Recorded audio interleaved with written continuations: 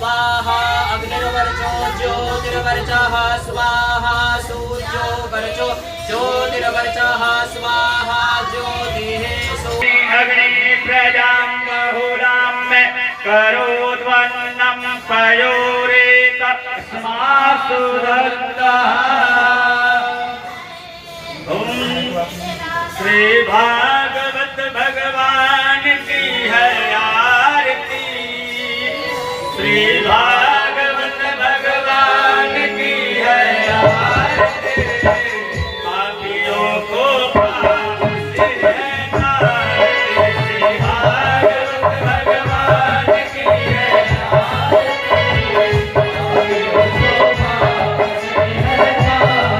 श्री भागवत भगवान की है आरती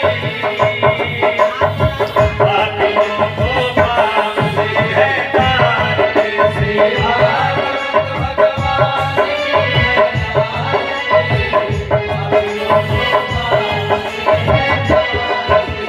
अमर ग्रंथ ये पंथ ये पंचम वेद निराला है पंचम वेद निराला है अमर ग्रंथ ये पंचम वेद निराला नव ज्योति जगाने वाला अमर ग्रंथ ये पंथ ये पंचम वेद निराला नव ज्योति जगाने वाला हरि नाम यही हरि नाम यही हरि नाम यही जग के मंगल की आरती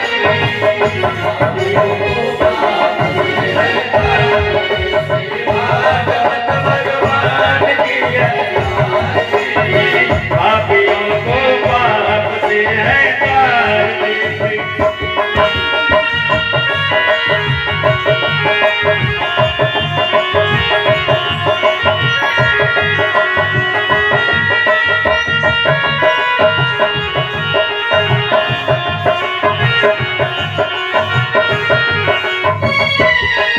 जय शांति गीत पावन पुनीत पावन पुनि गाने वाला है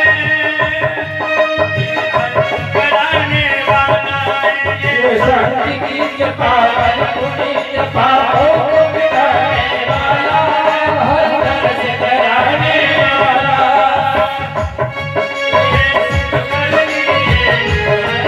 ये सुख करनी ये सुख करनी ये सुख करनी ये मधुसूदन की आरती पापियों को पाप से है तारती श्री भागवत भगवान की है आरती पापियों को पाप से है तारती श्री भागवत भगवान की है आरती पापियों को पाप से है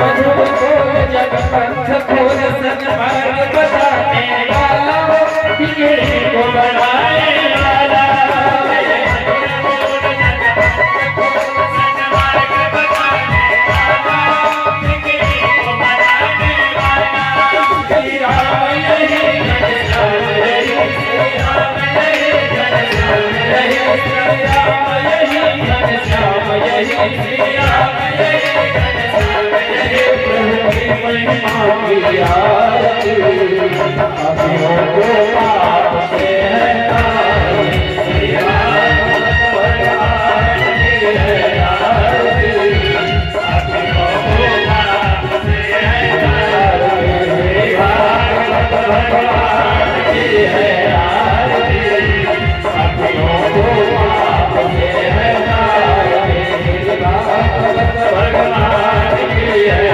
आरती पापियों को पाप से है तारती पापियों को पाप से है तारती मुनि गौरव नवतारं संसार सारं तुझे सदा परम ज्ञान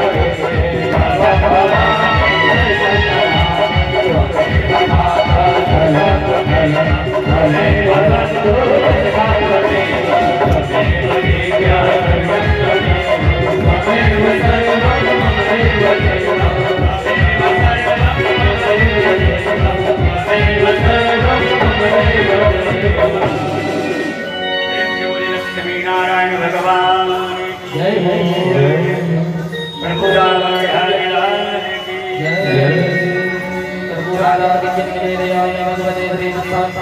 भागवत महापुराणाय नमः। देवता विवंदन देवता विवंदन देवता विवंदनात्मा विवंदनात्मा विवंदनात्माभिरक्षणं हस्तौ प्रक्षालनम् आरोग्यार्थे आरार्थिक्य ग्रहणं कल्याणार्थे लोकार्पणम्।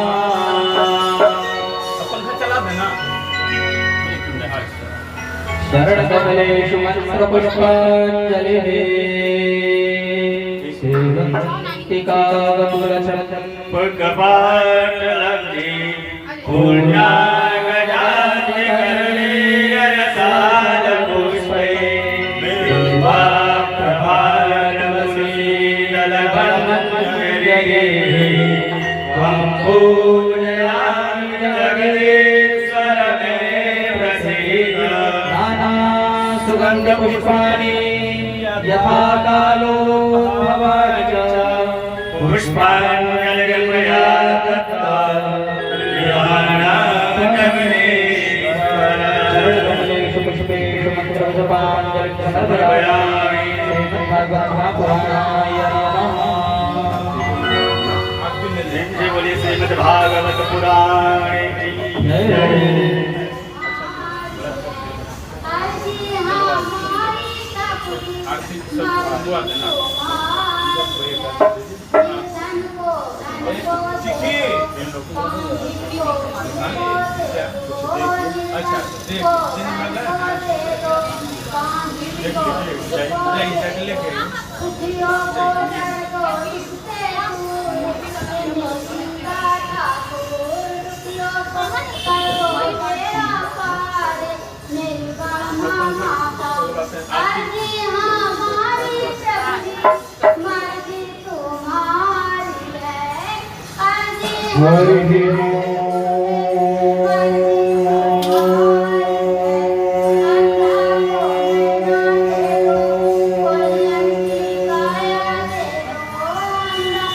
श्री गणेशाय नमः। श्री सरस्वत्यै नमः। श्री गुरुचरण कमलेभ्यो नमः। गजाननं भूतगणाधिसेवितं कपिजम्बो फलचारुभक्षणम्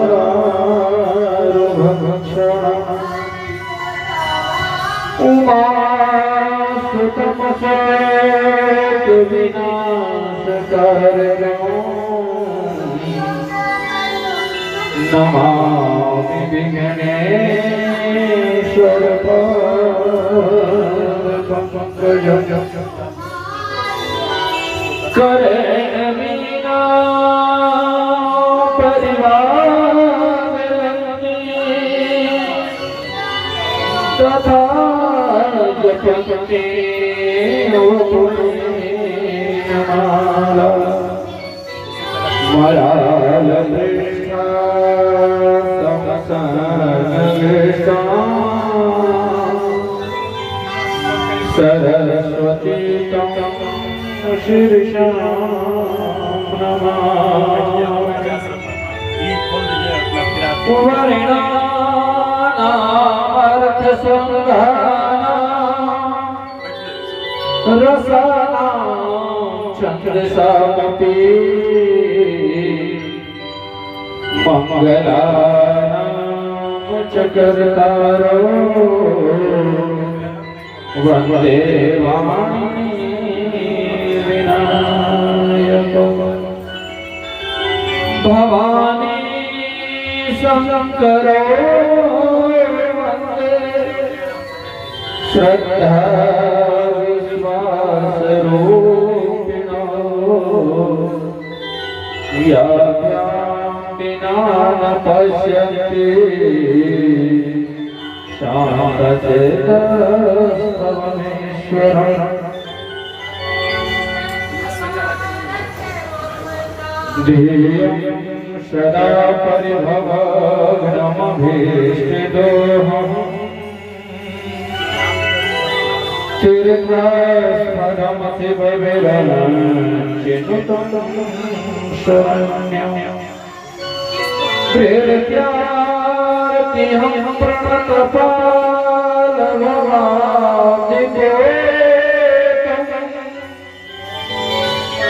वन्दे महापुरुष ते चरणारविन्दम्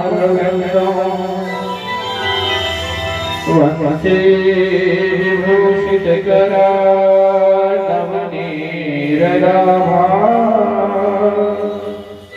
पीताम्बरगरुडबिम्बफलाधरोष्णा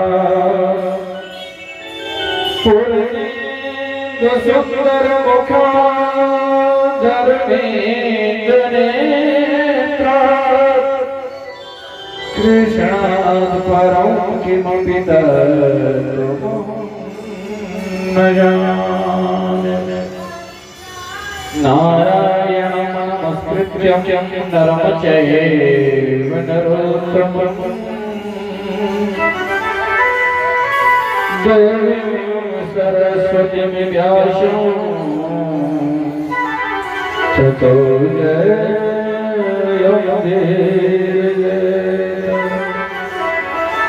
सीतानाथ समारम्भः श्रीरामानन्दाय मध्यमाम्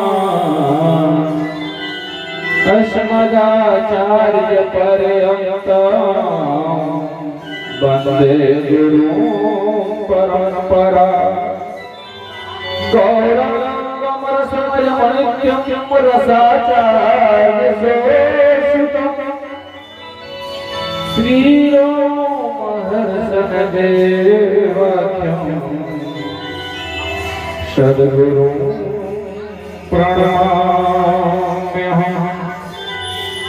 मनोजवं मारुततुल्यवेगं जितेन्द्रियं वरिष्ठं वातात्मजगमानरयोद्धवोख्यं श्रीरामदूतं शरणं प्रपद्ये। जय जय श्री राधा रमण जय जय नवल किशोर जय गोपी चोर प्रभु जय जय माखन चोर राधा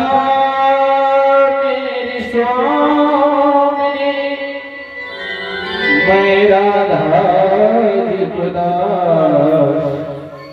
जन्म जन्म मोहि जियो श्री वृंदावन को प्रेम से वृंदावन बिहारी लाल की बरसाने वाली राधा रानी की श्रीमद्भागवत महापुराण के वेदव्यास भगवान के जय जय श्री राधे। आइए कथा आरंभ करने से पूर्व मन और वाणी को पवित्र करने के लिए कुछ भगवान नाम का संकीर्तन कर क्योंकि कहा गया है नाम सर्व पाप प्रणाशन। केवल भगवान नाम का संकीर्तन करने से सही पापों का नाश हो जाता है। तो ये पहले भगवान नाम का संकीर्तन कर फिर भगवान की परम पवित्र नाम कथा को श्रवण करेंगे।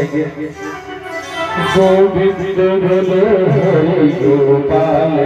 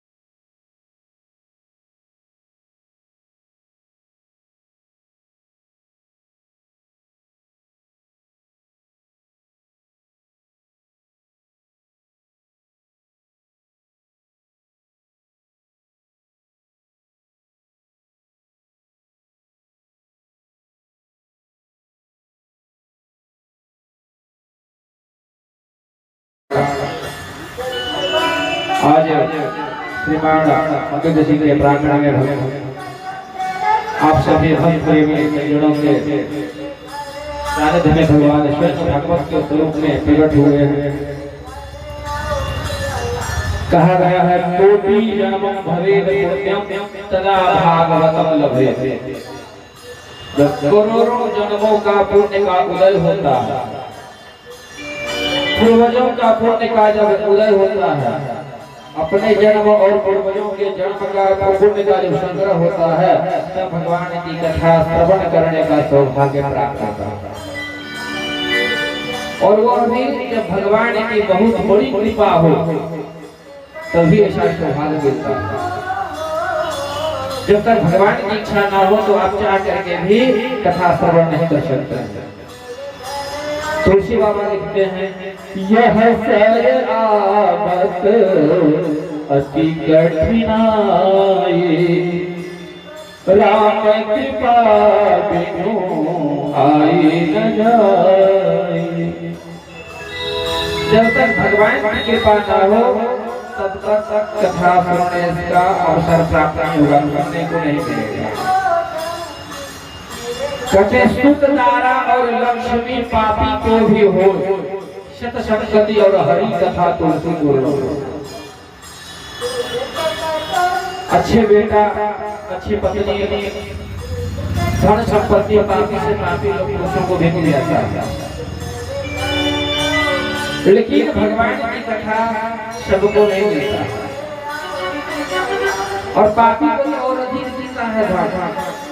क्यों? ये कलयुग चल रहा है, हम लोग अभी कलयुग के घर में रह रहे हैं। और कलयुग क्या करती है? माया दिखलाती है। जो पाप करेगा वो सुखी रहेगा, और जो पुण्य करेगा वो दुखी रहेगा। क्यों? कलयुग जो है भगवान है, कलयुग जो है हमें भगवान से दूर कराता है। ये मोक्ष के मार्ग को अवरुद्ध कर देता है। इसलिए जो पाप करता है कलयुग दिखाता है कि देखो तुम पुण्य करके भी तुम इतना कष्ट पा रहे हो, वह पाप करके भी सुख पा रहा है। लेकिन वो क्या होता है? स्वल्प सुख अंत दुखदायी।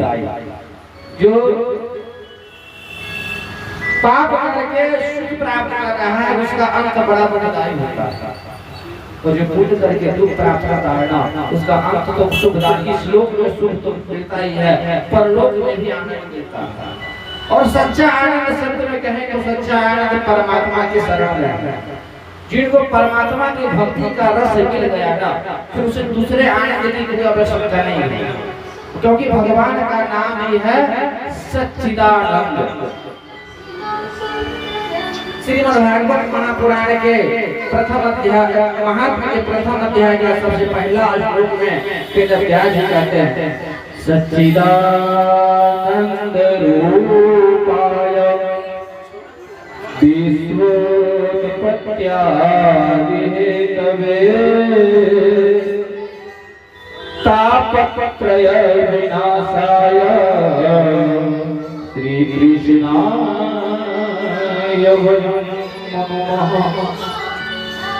कैसे भगवान का स्वरूप क्या है? सच्चिदानंद, सत चित आनंद बराबर सच्चिदानंद। सत्य का मतलब होता है जिसका कभी नाश ना हो। जो हम संसारिक दृष्टि से जिस भी वस्तु को देखते हैं वो सब नाशवान है, यहाँ तक हमारा शरीर भी नाशवान है। और जिसका नाश होता हो वह कभी सत्य नहीं हो सकता। संसार का भी विनाश होता है, जिसका नाम है संसार, संसर्यति संसार, जो कभी अस्थिर नहीं रहता। सत्य वो है जिसका कभी नाश नहीं होता है, और नाश कौन नहीं होता, जिसका नहीं होता है तो परम परमात्मा अविनाशी भगवान नारायण है, जो सृष्टि के सृजन करता, पालन करता, संहार करता, तीनों रूप में विद्यमान है, उनका कभी नाश नहीं होता। इसलिए उनको कहा गया ईश्वर सत्य जगत मिथ्या। और श्रीमद् भागवत महापुराण के ही प्रथम स्कंद के प्रथम अध्याय का सबसे पहले श्लोक में वेद व्यास जी भगवान का बड़ा सुंदर मंगलाचरण करते हैं कि जन्मादस्य यतो नवयायतरतः चार्थे विश्वभिद्यस्वरा तेरे ब्रह्मविराय आदिकवये मुह्यं कियत् सूरयः। तेजो वारिमृदां यथा विनिमयो यत्र तुषारो वृषा धामना स्वेन सदा निरस्तकुहकम् सत्यं परं धीमहि। इतना बड़ा मंगलाचरण किए लेकिन कहीं भी किसी भगवान का नाम नहीं लिए। अंत में कहते हैं सत्यम परम धीमहि, हम उस परम सत्य का ध्यान करते हैं क्योंकि सत्य से बड़ा कोई धर्म नहीं होता। तुलसी बाबा लिखते हैं कि धर्म सत्य समाना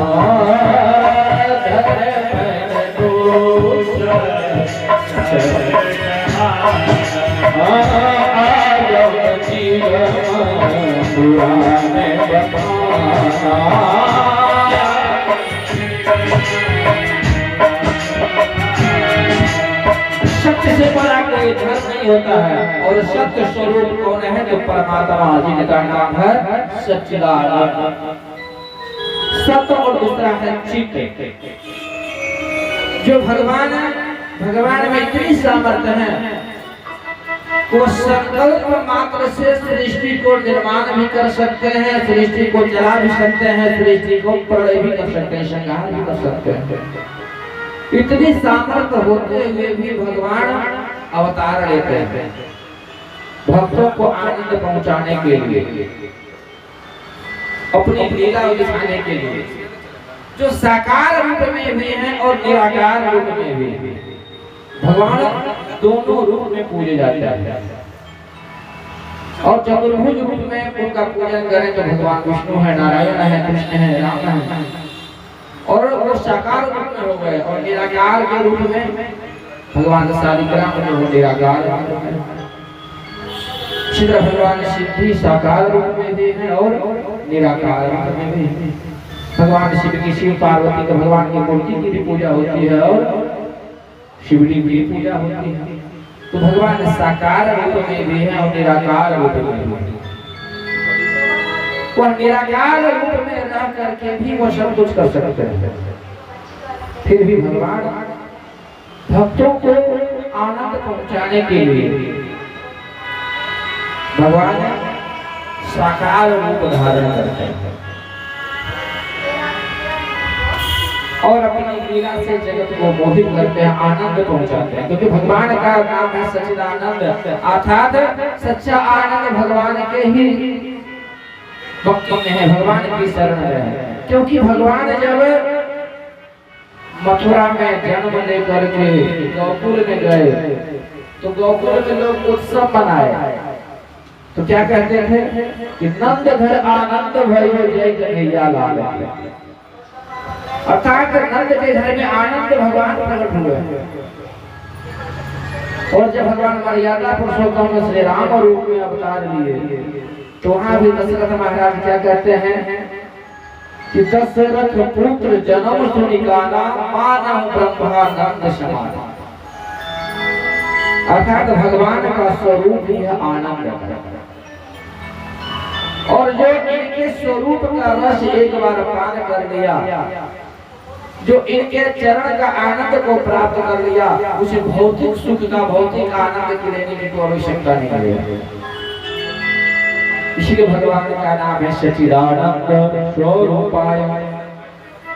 और विश्वोत्पत्त्यादि हेतवे, जो विश्व की उत्पत्ति, पालन और संहरण तीनों करने में सामर्थ्य है। अर्थात जनरेटर जो निर्माण करता है, ऑपरेटर जो चलाने वाले हो, संचालक, डिस्ट्रॉयर अर्थात जो संहार करने वाले, जनरेटर, ऑपरेटर, डिस्ट्रॉयर। इसलिए भगवान को हम लोग कहते हैं गॉड।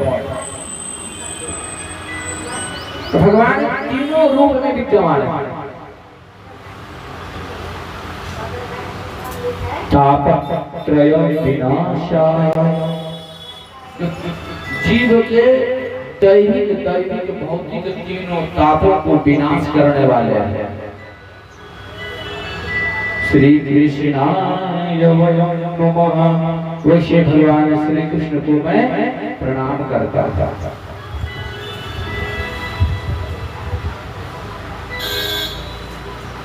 वेद व्यास जी श्रीमद् भागवत महापुराण के प्रथम अध्याय के प्रथम श्लोक में भगवान का मंगलाचरण है। इसका नाम है श्रीमद् भागवत महापुराण कथा। कथा का मतलब क्या होता है? कथा तो सब लोग सुनते हैं, बहुत लोग सुनते हैं, अनेक कथा थे, भागवत महापुराण नहीं, भागवत से पुराण नहीं, कुछ तो सत्यनारायण कथा तो हम सुनते हैं। लेकिन कथा का मतलब यशमति रसे एकत्रम करोति यस्य, अर्थात जो आपके चंचल मन को भगवान के शरण में अस्थिर कर दे, वही कथा है। क्योंकि सब संसार में सबसे अधिक गति किसकी है? सबसे अधिक चंचल है मन। मन कहीं अस्थिर नहीं रहता है। अभी यहाँ है तो बैठे बैठे यहाँ अमेरिका घूम के चला है, लेकिन वही जो अमेरिका जाने से रोक करके भगवान के शरण में लगा दे, वही कथा था। जो भगवान के प्रति प्रेम बढ़ा दे, वही कथा था। भागवत अर्थात भक्ति, गो से ज्ञान, वो से वैराग्य और तो से तरल अर्थात मुक्ति। जो भक्ति ज्ञान वैराग्य को दे करके ये आवागमन के चक्कर से मुक्त कर दे, वही भागवत। कहते हैं बहुत से भागत पाप सब। जहाँ आपके मन में इच्छा हुई कि हमने भागवत कथा घर में कराएंगे, उसी समय आपके जितने भी पाप हो जाने अनजाने से पाप का विनाश हो जाता है। और जब पाप का विनाश हो जाता है तो क्या होता है? गौसे गति निर्माण। जब पाप ही नहीं रहा तो हमारी गति होने से कोई नहीं रोक सकता। और जब गति हो गई तो क्या होता है? गौसे ब्रह्म में मिल गए, अर्थात आवागमन के चक्कर से मुक्त हो गए, भगवान का होकर रह गए।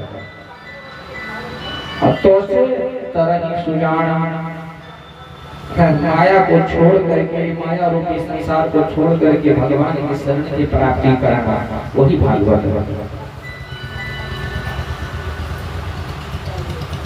यह कथा आरंभ कहाँ से हुई? कहते हैं सर्वप्रथम नैमिषारण्य तीर्थ में सूत जी शौनक आदि ऋषियों को कथा सुनाया। जब कलयुग का आरंभ होने वाला था, द्वापर युग का अंत समय चल रहा था, उस समय दीर्घ क्षत्रिय अधिक लंबे समय तक चलने वाले एक यज्ञ किए सभी ऋषि महात्माओं ने।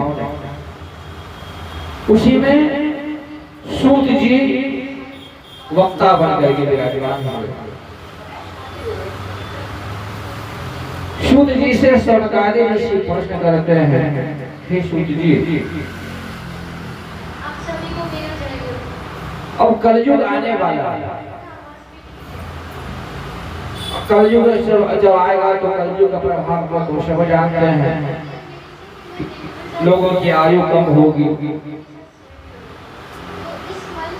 कोई पुण्य नहीं करेगा, किसी के पास उतना समय नहीं रहेगा, सब धन संग्रह में लगे रहेंगे, अपने मान सम्मान में लगे रहेंगे, सब भगवान को भूल जाएंगे, धर्म शास्त्र की अवमानना करने लगेंगे कि मानेंगे नहीं शास्त्र की रीति, करेंगे अनिति, डरेंगे नहीं को।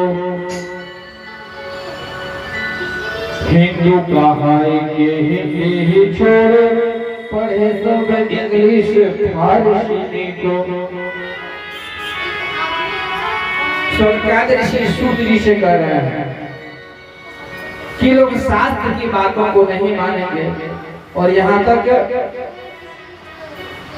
अपनी मातृभाषा को छोड़ करके विदेशी भाषाओं को ग्रहण करेंगे। पढ़े सब इंग्लिश, फारसी में लोग इंग्लिश पढ़ेंगे, फारसी भाषा को पढ़ेंगे, अपनी मातृभाषा को छोड़ देंगे। तो बच्चे को कहाँ पढ़ाना है? तो सबसे अच्छा इंग्लिश मीडियम सीबीएसई बोर्ड वहाँ पढ़ाया जाए, क्योंकि वहाँ इंग्लिश मीडियम की अच्छी पढ़ाई होगी। और जब इंग्लिश मीडियम पढ़ेंगे तो बच्चों में अंग्रेज वाला ही तो संस्कार आएगा। हमारे धर्म शास्त्र में कितने सुंदर सुंदर संस्कार की बातें लिखी हुई है। प्रातः काल उठ के रघुनाथा माता पिता गुरु ना वही माता। प्रातः काल उठ के भगवान श्री राम माता पिता गुरु को चरण वंदना करते थे, फिर कोई अपना काम करता। लेकिन आजकल के बच्चे सुबह जल्दी उठो, जल्दी जो है अगर समय है तो नहाओ, नहीं तो ब्रश करो, जो है बना खाओ या स्कूल जाओ, बस आ जाएगा। बच्चे को संस्कार कर मिला, स्कूल में गए तो फिर वही इंग्लिश मीडियम की पढ़ाई है। और यहाँ तक तो है स्कूल में कि कलावा नहीं बांध सकते, बांध के नहीं आ सकते हो, तिलक लगा के नहीं आ सकते हो। स्कूल में सभी धर्म के लोग पढ़ते हैं, तो संस्कार को पहले से ले लिया जाता है। तो संस्कार आएगी कहाँ से बच्चों को? और बच्चों का संस्कार देने का काम होता है सबसे पहला माता पिता का। माता पिता ही उसको लोग छोड़वा देते हैं शुरू से ही। इंग्लिश मीडियम में पढ़ाते हैं, कोई इंग्लिश मीडियम पढ़ेगा तो अच्छी नौकरी करेगा। लोग पढ़ते हैं किसके लिए?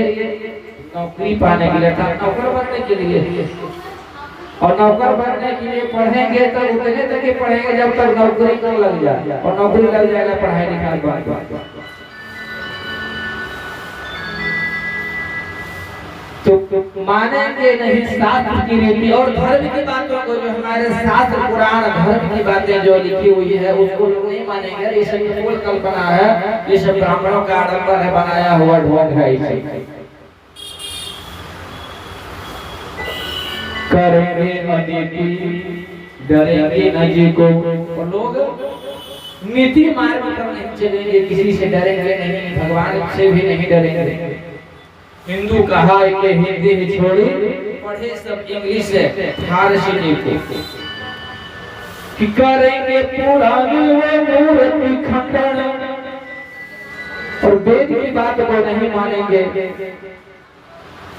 और रुद्र विवाह करावेंगे को, वेद का अर्थ अनर्थ करेंगे, बतावेंगे गप ही जोगे जति को।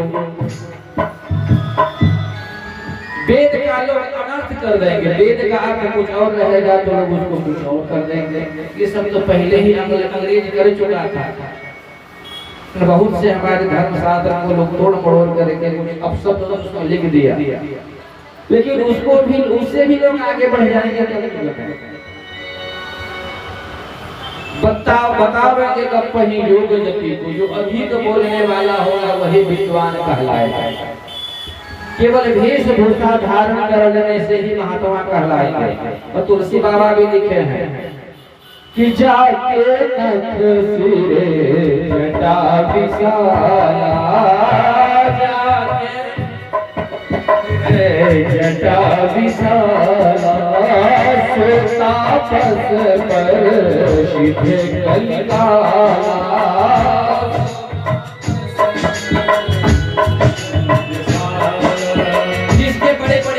होंगे है ना, भगवान वस्त्र धारण किए रहेंगे, वही कलयुग में साधु माने जाएंगे, तपस्वी माने जाएंगे।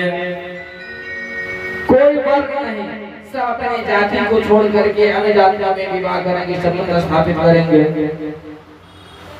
कि वर्ण धर्म नहीं आश्रम चाहे,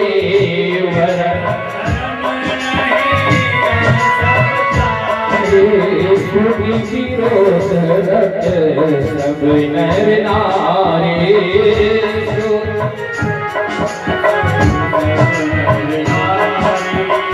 सब अपने जाति को, अपने आश्रम को, 4 वर्ण है, ब्राह्मण क्षत्रिय वैश्य शूद्र, सब अपने अपने वर्ण को, संस्कार को सब भूल जाएंगे। तो लोगों का कैसे कल्याण होगा? श्रम संत ब्राह्मण के जगते बनेंगे, करेंगे न जो भी कहावेंगे जोगे।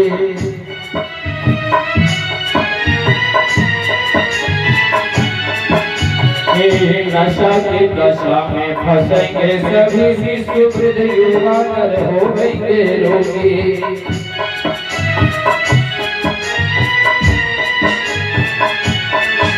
और क्या कि सब नशा करने के आदि हो जाएंगे, तरह तरह के लोग नशा करेंगे। इसलिए नशा करने के कारण बाल्यावस्था में ही युवावस्था में सब रोगी हो जाएगा। अबला मुख देखी सबे जनता तजी मात पिता बन जाएंगे भोगी। केवल पत्नी का स्त्री का मुख देख करके ही माता पिता को लोग त्याग देंगे। न केवल अगर कहीं संबंध है तो केवल ससुराल के अलावा और कहीं से संबंध नहीं, कोई संबंध नहीं। तो कलयुग में लोग इस तरफ से हो जाएंगे तो लोगों का कल्याण कैसे होगा? क्योंकि किसी के पास अगर बैंक में बैलेंस है, बैंक बैलेंस में अगर उससे निकाल करके खर्च करके जाएंगे तो क्या होगा? धीरे धीरे खत्म हो जाएगा। और दोबारा अगर अकाउंट उठ पे नहीं डाले, पैसा नहीं डाले तो क्या धीरे धीरे खत्म हो जाएगा।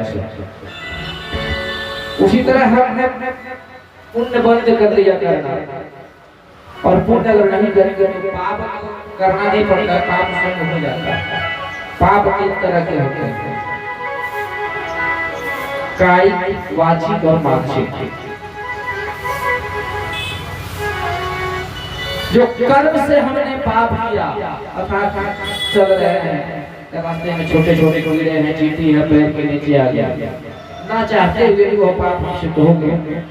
मच्छर मार दिए, पाप तो हो गया। चूहे मारने की दवाई लग जाती है घर में, पाप हो गया। तो ना चाहते हुए भी पाप हो जाता है। ये हमारा कर्म के अनुसार पाप हुआ, कायिक पाप। वाचिक क्या हुआ?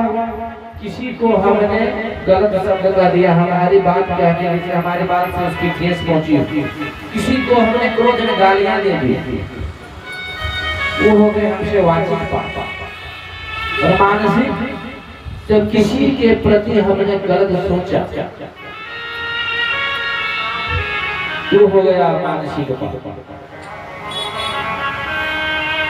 तो पाप को जाने अनजाने में ना चाह करके भी पाप होते रहता है।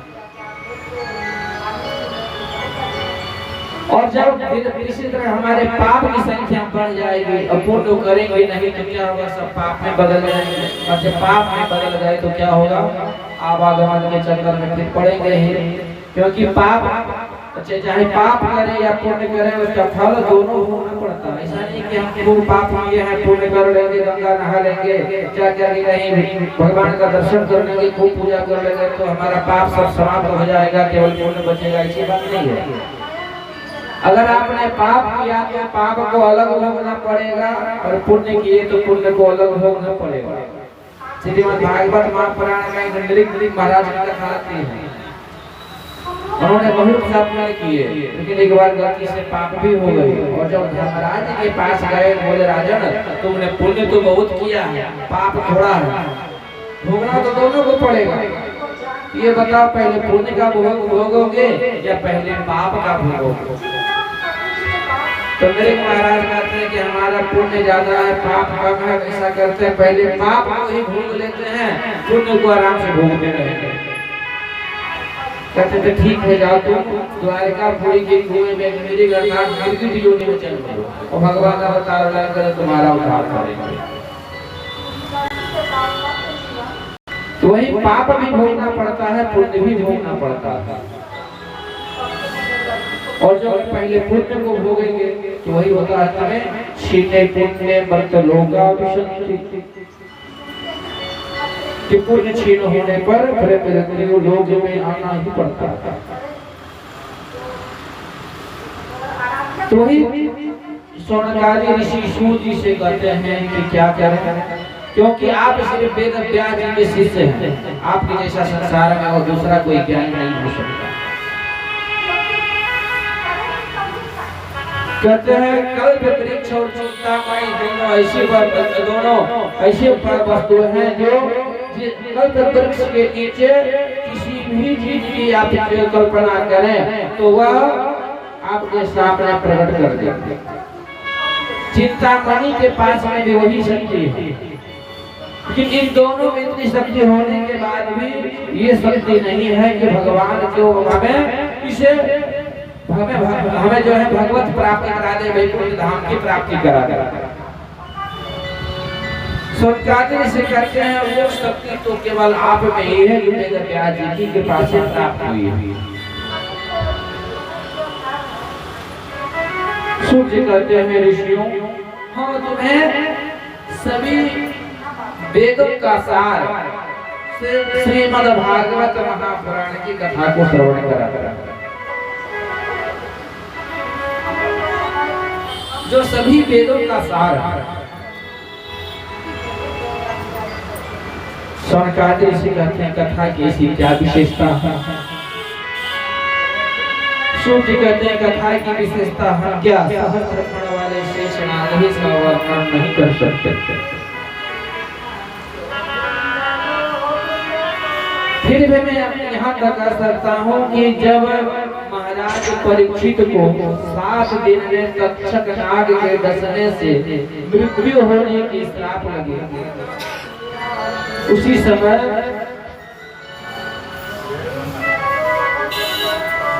सुखदेव जी महाराज परीक्षित को श्रीमद् भागवत कथा का श्रवण कराने जा रहे हैं। जब कथा सुनाने के लिए बैठे थे, उसी समय इंद्र आदि सभी देवगण अमृत कलश लेकर के वहां पहुंचे कथा स्थल पर। पहले तो सुखदेव जी को प्रणाम किए और सुखदेव जी से कहते हैं महाराज हम ये अमृत लेकर के आए हैं, जो स्वर्ग का अमृत है। कहते हैं इसे पीने से क्या होगा? कहते हैं इसको पीने से मृत्यु का भय समाप्त हो जाएगा। हमने सुना है कि महाराज परीक्षित को तक्षक नाग के डसने से मृत्यु होने के श्राप लगी है, इसलिए अमृत हम उनके लिए लेकर के आए। सुखदेव जी पहले तो ऊपर नीचे देखे, कहते हैं देवता लोग इतने स्वार्थी कब से हो गए, इतने परमार्थी कब से हो गए? क्योंकि देवता लोग तो महास्वार्थी होते हैं, अपने काम निकालने के लिए किसी की प्राण भी ले सकते हैं। जब असुरों का उत्पात बढ़ा, अब उसे मारने के लिए शस्त्र की आवश्यकता पड़ी, तो शस्त्र निर्माण के लिए जिन्हें तो ऋषि मुनि के अस्थि से शस्त्र बनेगा तब असुर मरेंगे। तब तो ऋषि मुनि के पास गए, उन्हें शरीर दान में मांग लिए, उनके शरीर का उनके प्राण का भी कोई चिंतन नहीं किए, नहीं सोचे कि उनको उसको प्राण लेना पड़ेगा। कहते देवता लोग तो इतने परमार्थी हैं कि किसी अपना काम निकालने के लिए किसी के भी जान दे सकते हैं, लेकिन इसके परमार्थी कब से हो गए जो अमृत लेकर के आए हैं। वो अमृत ऐसे नहीं, अमृत पाने के लिए बहुत देवासुर संग्राम हुआ, समुद्र मंथन से एक ही कलश निकला था, वो आज स्वयं लेकर के आए हैं। तब देवराज इंद्र कहते हैं कि महाराज हम चाहते हैं कि अमृत स्वर्ग का जो अमृत है राजा परीक्षित को दे दिया जाए, और इसके बदले में आप जो कथा सुनाने जा रहे हैं वो कथा हमें दे दीजिए, कथा अमृत मुझे दे दीजिए। सुखदेव जी ऊपर नीचे देख लिए, बाहर खा गया कि कथा सुधारोगे पकाच मनिर ब्रह्मरातो विचार नादितम संजह।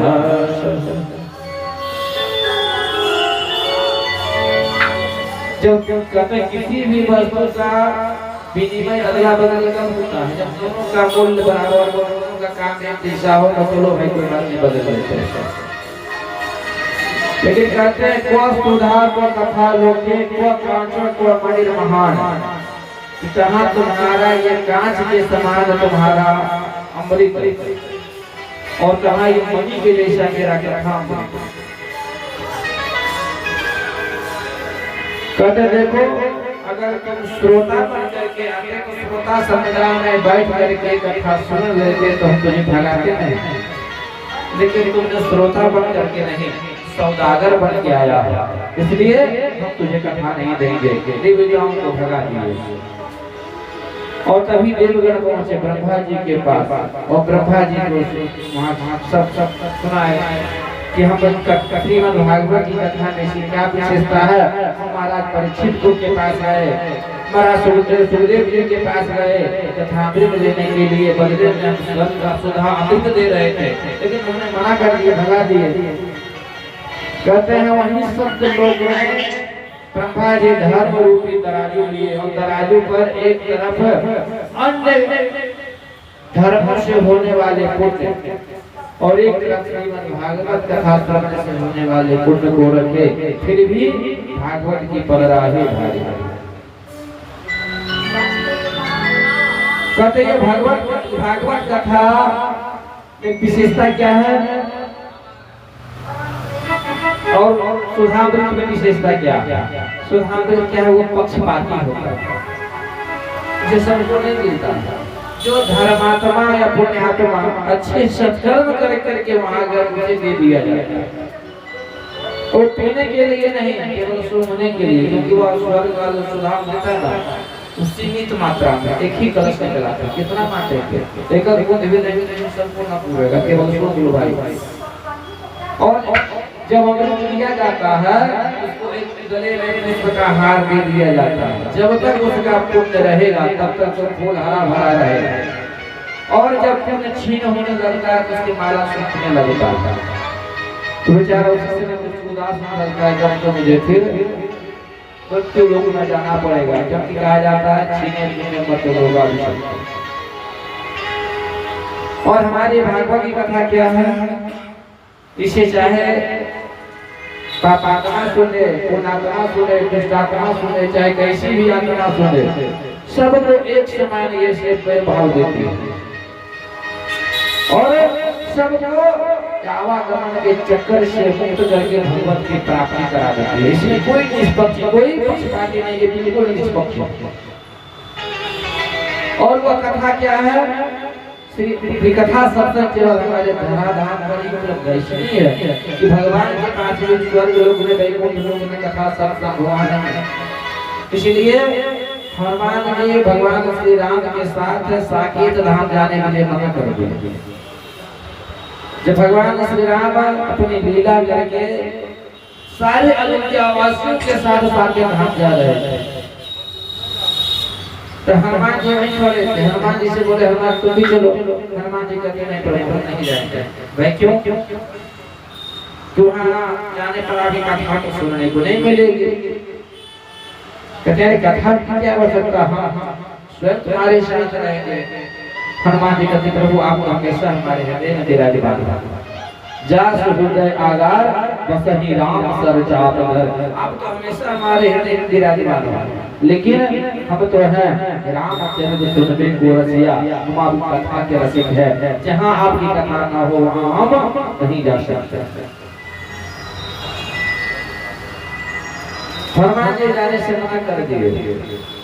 और सत्संग की महिमा इतनी है कि विश्वामित्र जी और वशिष्ठ में दोनों में हमेशा वैर चलते रहता था, क्योंकि विश्वामित्र में तप का बल था और वशिष्ठ जी में सत्संग का बल था।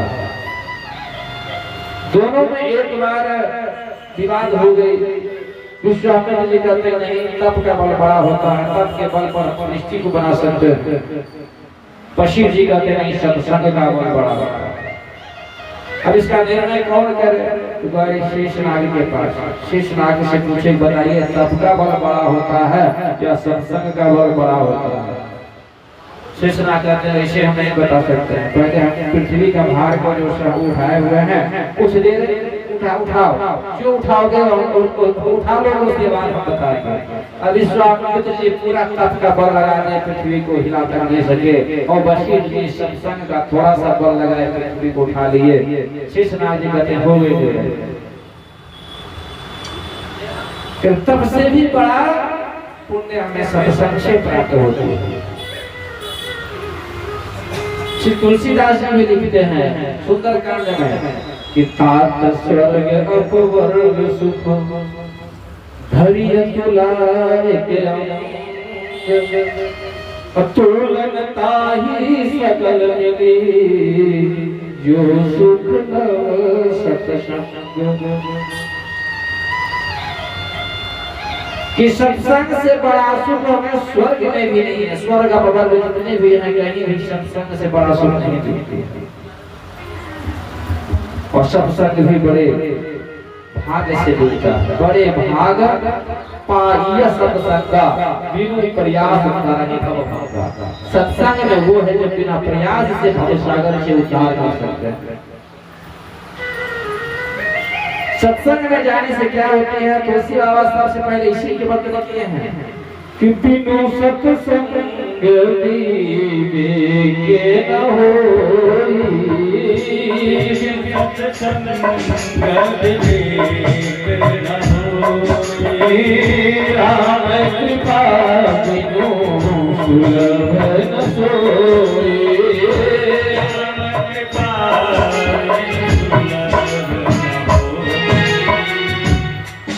कि सठ सुख रही सब संगति पाई,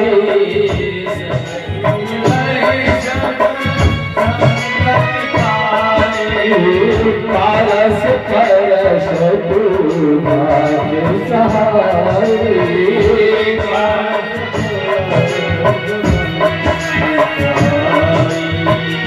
सत्संग क्या है? भगवान की कृपा से प्राप्त होती है और बिना सत्संग का लोगों में ज्ञान नहीं आएगा। और सठ सुधरहि सत संगति पाई, कि सठ से सठ भी अगर उसे अच्छा सत्संग मिल गया तो वो भी सुधर जाता है। इसका नाम है सत्संग, जहाँ जहाँ केवल सत्य की कथा है। और सत्य कौन है? तो परब्रह्म परमात्मा भगवान नारायण, जिनकी कथा उनकी कथा ही सत्संग है। इसके अलावा और कोई कथा सत्संग है?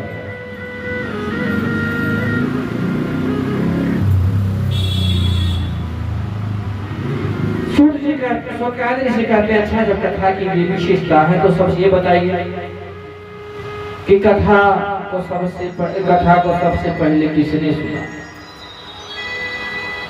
क्यों सुना, सुनने से क्या लाभ हुआ? कि 84 लाख योनियां कही गई हमारे धर्मशास्त्र, 84 लाख प्रकार की भी, लेकिन 84 लाख योनियों में केवल मनुष्य ही ऐसा है जिसे पाप और पुण्य का ज्ञान होता है और धन की आवश्यकता होती है। मनुष्य जीवन ऐसा है जो कि धन की कभी पूर्ति होती नहीं है, धन की लालसा की पूर्ति नहीं होती है। चाहे अरबपति खरबपति क्यों न हो जाए, सारे पृथ्वी भी उसको दे दिया जाए, उसकी इच्छा पूर्ण नहीं होगी। लेकिन 84 लाख योनियों में कोई भी जीव भूखा नहीं सोता। भगवान सबकी व्यवस्था कर रखे हैं, क्योंकि मनुष्य जीवन जो सबसे बड़ा लोभी होता है। लोभ बढ़ता जा रहा है, बढ़ता जा रहा है। सारे पृथ्वी उसे मिल जाएगा तो भी कहेगा नहीं और मिलता तो अच्छा। धन कमाने के लालसा के पूर्ण नहीं होते और किसी भी वस्तु को पाने की लालसा करो करेंगे जब मुझे लाभ हो। जब तक उस वस्तु से मुझे लाभ ना हो उसको कोई संग्रह नहीं करेगा, और जो लाभ ना हो उसे बेकार समझ करके फेंक देते। तो वही भागवत की है कि सबसे पहले भागवत को सुनेगा तो क्यों सुनेगा भाई, क्या लाभ है? अरे ठीक है लाभ है तो प्रमाण दो। कुछ प्रमाण भी तो कहने से तो नहीं मानेंगे, प्रत्यक्ष के प्रमाण या प्रत्यक्ष जब तक का प्रमाण नहीं मानेंगे। और ठीक है अगर सुनने से लाभ है, इसने लाभ दिया तो किस विधि से दिया, किस विधि से इसका प्रयोग करना चाहिए। इसके लिए सबसे पहले कथा में महात्मा सुनाई जाती है। हर कथा में सबसे पहले महात्मा की कथा आती है। वही समकालीन से कहते हैं जब कथा में इतनी विशेषता है तो कथा को सबसे पहले किसने सुना, किससे सुना? सूत जी कहते हैं इस कथा को सबसे पहले नारद जी ने सनकादि ऋषियों से सुना।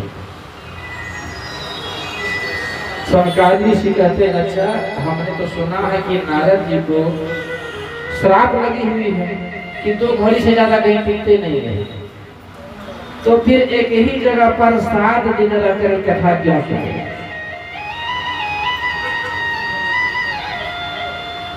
शिव जी कहते हैं एकदा हि विशालाया चत्वारि ऋषियो मना। एक बार विशालापुर अर्थात बद्रिकाश्रम पर 4 ऋषि गण सनत सनंदन सनातन सनत कुमार 4 भाई सत्संग की इच्छा से बद्रिकाश्रम में घूम रहे हैं। वो 4 भाई ऐसे हैं जो हमेशा 5 वर्ष के ही लगते हैं, जो सबों का पूर्वज है। ब्रह्मा की सृष्टि में सबसे पहले सनकादिक ऋषि ही प्रकट हुए, उसके बाद और अन्य ऋषियों का प्रकट हुआ। सबसे बड़े हैं लेकिन अवस्था हमेशा 5 वर्ष की ही रहती है। और 4 भाई ऐसे हैं जैसे मनुष्य बिना भोजन का 1 से 2 दिन तक नहीं ज्यादा नहीं रह सकता, उसी प्रकार 4 भाई हैं कि किसी भी परिस्थिति में बिना सत्संग किए बिना भगवान की कथा श्रवण किए नहीं रह सकते। अगर कोई कथा सुनाने वाले मिल जाए तो 4 भाई बड़े अच्छे श्रोता बनकर की कथा को श्रवण कर लेते।